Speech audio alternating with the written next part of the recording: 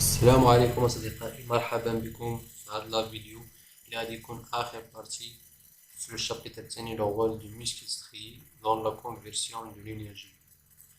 غادي نشوفو في هذا الفيديو les phénomènes thermiques qui accompagnent la contraction musculaire et le mécanisme de contraction musculaire مع les voies de régénération ديال l'ATP. غادي نبداو les phénomènes thermiques accompagnant la contraction musculaire.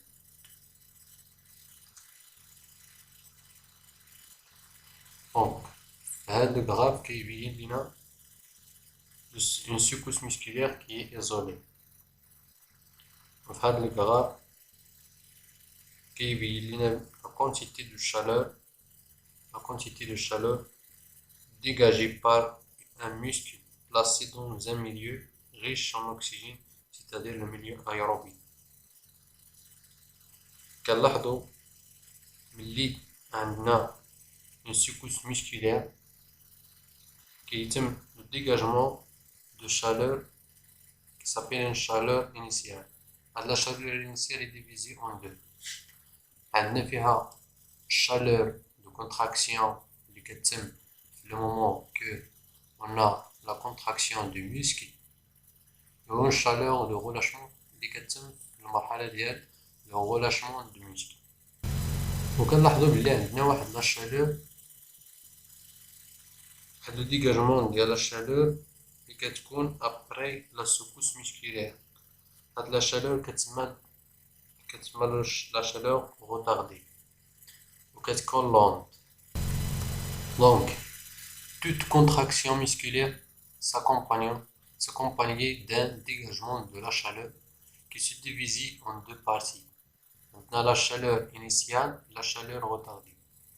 Qu'est-ce qu'on a dans la chaleur initiale et la chaleur retardée?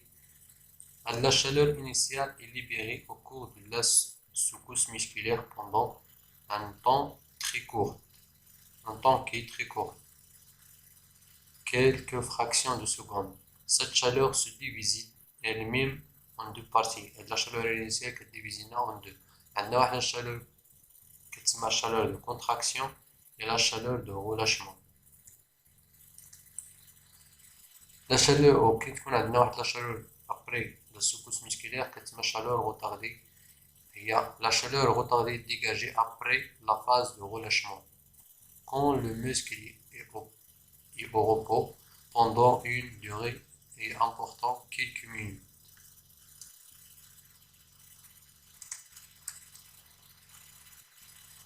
واحد الحاجة اللي نسيتها هو أنه في le milieu qui est anaérobie, c'est-à-dire pauvre en oxygène, ما كتكونش عندنا de la chaleur retardée. كتكون عندنا la chaleur initiale. Donc, on peut déduire que la disparition de la chaleur retardée fait le milieu qui est pauvre en oxygène signifie que cette chaleur retardée est d'origine de réactions biochimiques du type aérobie, c'est-à-dire la respiration cellulaire. Donc, la chaleur initiale est d'origine qui est anaérobie, puisque qu'on a le milieu qui est anaérobie, c'est le milieu aérobie. Mais la chaleur retardée qu'on a le milieu qui est aérobie, riche en oxygène. Et que la chaleur retardée est d'origine aérobie. Donc, on va voir le mécanisme de contraction du muscle. Alors, on va voir la structure des filaments de l'actine et myosine. On a l'actine qui est les protéines de l'actine et tropomyosine, troponine. On a les points, on a les sites de fixation des titres de la myosine. Et au niveau de troponine, il existe un site de fixation de CA2+.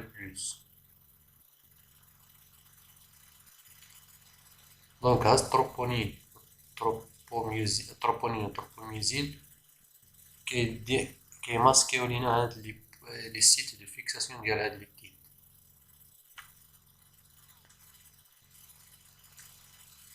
Donc, on a l'arrêt de l'influx nerveux au sarcolet et réticulum sarcoplasmique permet de libération de CA2+.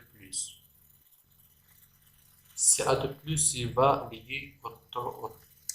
lier troponine. ملي كيدير لا ليزون افيك تروبونين كيتم الديماسكي ديال هاد كيتم ازاحة هاد التروبوميزين من هاد المكان ديال لي سيت دو فيكساسيون. ملي كيخرج ناس التروبوميزين في هاد لي سيت لي تيت دو ميوزين va fixer sur ces sites et va former un complexe actin-myosine. Donc la libération de la CA2+ par le réticulum sarcoplasmique va permettre le déplacement de tropomyosine par le troponine et former une pente qui s'appelle actomyosine. L'actomyosine كتكون عندنا واحد l'ATP. Les titres de myosine va porter une ATP اللي كتهيدروليزا كتعطينا ADP plus PI plus l'énergie. هاد l'énergie كيستعملوا هاد لي تيت pour pivoter كتجر هاد les actines vers le milieu de sarcomère. Donc le pivotement du titre de myosine grâce à une énergie issue de la hydrolyse de l'ATP. Donc le pivotement qui est par le glissement du filament d'actine vers le centre du sarcomère, la contraction musculaire.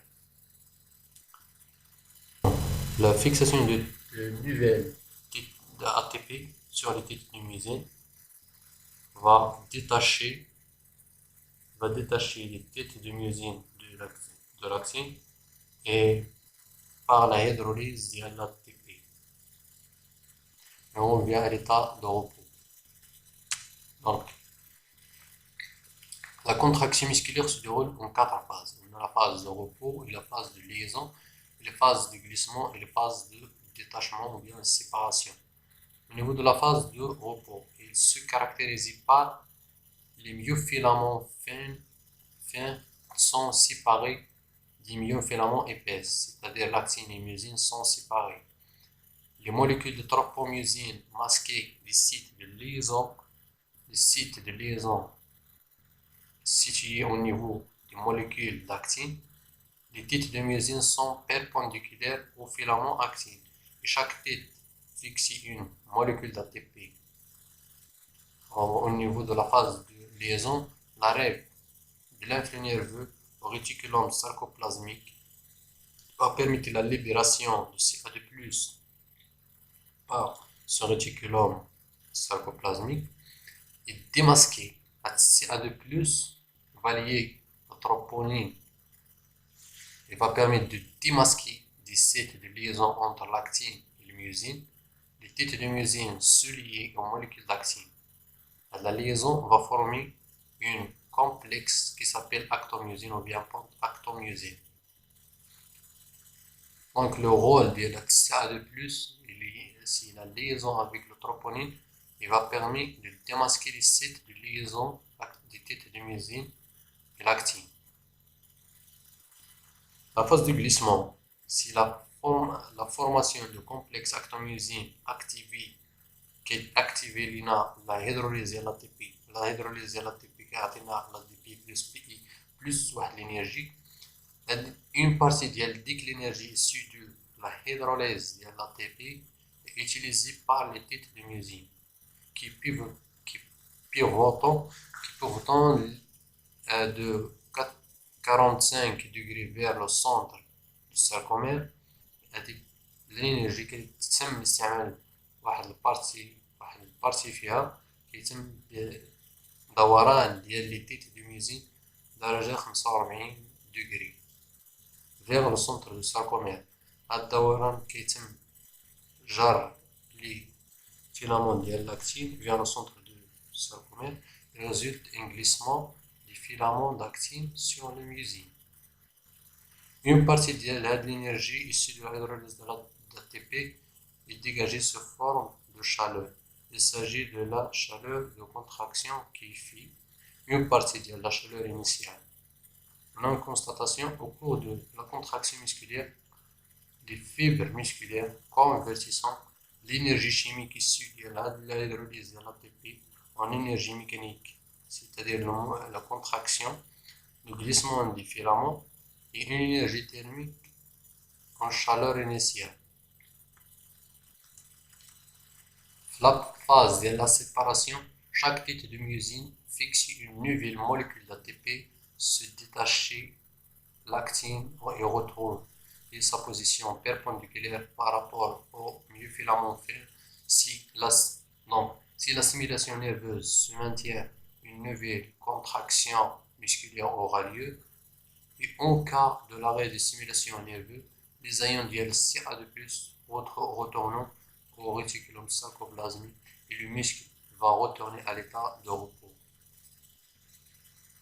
Donc, غادي نشوفوا les voies de régénération de l'ATP. On a deux types. On a une voie qui est rapide, des voies qui est rapide, c'est-à-dire immédiate, et des voies qui est lente. Des voies rapides, on a voie anaérobique, اللي فيها ADP plus l'ADP plus l'ADP qui atteint l'ATP plus l'AMP cyclique. La cellule va utiliser cet ATP. Ou bien la phosphocréatine plus l'ADP qui atteint l'ATP plus le créatine. On a les voies qui est lente. Les voies qui est lente, on a anaérobique, lactique, le glucose plus 2 ADP plus PI va donner 2 acides lactiques et 2 ATP, la cellule utiliser cet ATP. Et la respiration cellulaire, c'est le glucose plus 6 molécules de l'oxygène plus 36 ou bien 38 ADP plus 36 ou bien 38 API va donner 6 molécules de CO2, 6 molécules de H2O et 36 ou bien 38 ATP. La cellule va utiliser 6 ATP pour faire des contractions musculaires. Donc, وصلنا لنهاية ديال هاد الفيديو. ما تنساوش دعمونا بلايك، سبسكرايب وبارطاجيو لا فيديو مع الأصدقاء.